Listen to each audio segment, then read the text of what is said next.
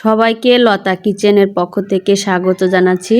আজকে রান্না করব আলু দিয়ে পটল, মূলা, বেগুন দিয়ে মৃগেল মাছের ঝোল। আগে থেকেই তরকারিগুলো কেটে আমি একটু জলের মধ্যে ভিজিয়ে রেখেছি, এতে করে আলুর কষ বেগুনটা ভালোভাবে ধোয়া হয়ে গেলে কালো হবে না, দেখতে ভালো লাগবে। বাইরে দেখুন আবহাওয়া খুব বৃষ্টি, সকাল থেকেই অঝোরে বৃষ্টি হচ্ছে। বৃষ্টির মধ্যে ভাবলাম খিচুড়ি রান্না করতে চাইলাম, একবার ভাবলাম আবার মাছটাই রান্না করি। কড়াইতে পরিমাণ মতো তেল দিয়ে মাছগুলো সব দিয়ে দিয়েছি। আর এই যে কাঁচা লঙ্কাগুলো যে ছিল ওই মাছের সাথেই ভেজে নেব। কাঁচা লঙ্কা বাটা দিয়ে আজকে তরকারিটা রান্না করব সাধারণভাবে। মাছগুলো আমি সুন্দর করে লাল লাল করে ভেজে নামিয়ে নিয়েছি। এই যে কাঁচা লঙ্কা বাটাটা ছিল যে সেটা আমি এই তরকারিগুলোর উপরেই রেখে দিয়েছি। কড়াইতে মাছ ভাজা তেলের মধ্যেই পাঁচফোড়নটা ছেড়ে দিলাম।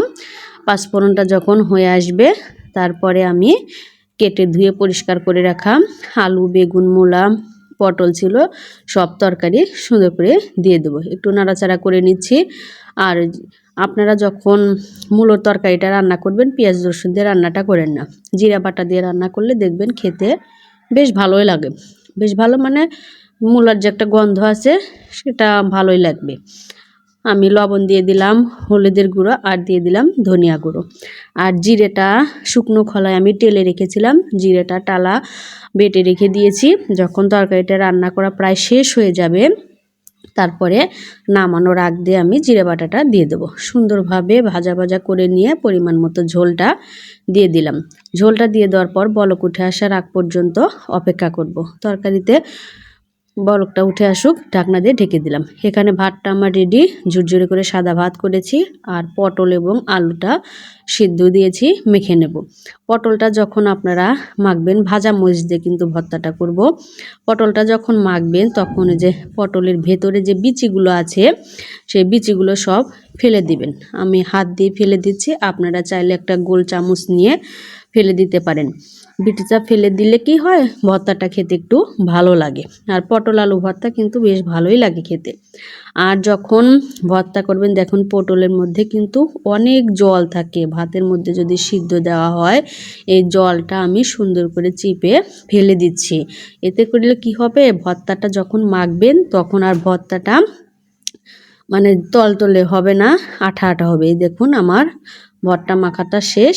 একটা মাছ ভাজা তুলে রেখেছি, আলু ভর্তা দিয়ে মেখে মাছ ভাজা দিয়ে খেতে খুব ভালো লাগবে, সেজন্য রেখে দিয়েছি। তরকারিতে ফুটটা এসে গেছে, ঢাকনাটা খুলে দিয়ে মাছ ভাজাগুলো দিয়ে দিলাম। একটু নাড়াচাড়া করে নিব, দেখব যে মূলো এবং আলুগুলো সিদ্ধ হয়েছে কিনা। ভালো করে দেখলাম সিদ্ধটা প্রায় হয়ে আসছে। এখন আমি আগে থেকে যে জিরে বাটাটা ছিল সেই জিরে বাটাটা দিয়ে দেবো। জিরে বাটাটা দিয়ে এই 1 মিনিট থেকে 2 মিনিট আমি লো হিটে চুলার উপর রেখে তরকারিটা নামিয়ে নেব। দেখবেন খেতে বেশ ভালো লাগবে। আমার তরকারি রান্নাটা শেষ। এই যে দেখুন নামিয়ে নিয়েছি। খুব সুন্দর কালারটা কিন্তু দারুণ এসছে, খেতেও বোধহয় ভালোই লাগবে। গরম গরম ভাত রান্না করে নিয়েছি আর মাছের ঝোল। এখানে রয়েছে গরম ভাত, এই যে ঝুরঝুরে সাদা ভাত টেবিলে রেখে দিয়েছি। আর রয়েছে মাছ ভাজা, আলু পটল ভর্তা। এই ছিল আজকে আমাদের রান্নাবাড়ি। ভিডিওটি যদি ভালো লেগে থাকে চ্যানেলটি লাইক এবং সাবস্ক্রাইব করে সঙ্গে থাকুন।